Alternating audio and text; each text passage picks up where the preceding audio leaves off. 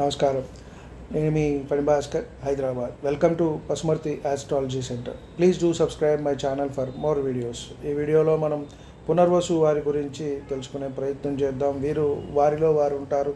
తమ పనిలో ఎప్పుడూ కూడా నేర్పుగా రాణించటము, ఇతరుల జోలికి వెళ్లకుండా మంచి ప్రవర్తనలో ఉంటారు. బలము, కీర్తి కలిగి ఉండటము, అలాగే భార్యా విధేయుడుగా కొంత ఇక్కడ ఉంటారు. దీనికి కొంతమంది ఏమన్నా అనుకుంటే అనుకోవచ్చు. అలాగే పరదేశాల్లో ఉండటము, ఇతర ప్రాంతాల్లో ఉండటము వీరికి జరుగుతుంది. అలాగే శ్రీలోలుడు, తల్లిదండ్రుల ఎడల ప్రేమ కలిగి ఉంటారు. అలాగే మంచి డబ్బులు, ధనము, బ్యాంకు బ్యాలెన్సు, ఇళ్ళు ఇలాంటివన్నీ కూడా ఉంటాయి. దీనికి గురువు కారకత్వం వహిస్తారు కాబట్టి కొంతమంది దీంట్లో ఉన్నవాళ్ళు అర్చకత్వం సైడ్ వెళ్తారు. పౌరోహితులు, పండితులుగా ఉంటారు. అలాగే లెక్చరర్స్గా ఉంటారు. బ్యాంకుల్లో కూడా ఉద్యోగంలో ఉండే అవకాశం అనేది మనకి కనబడుతుంది. అలాగే బ్రాహ్మణ భక్తి, దేవబ్రాహ్మణ భక్తి, దేవతలన్న బ్రాహ్మణ భక్తిగా ఉంటారు.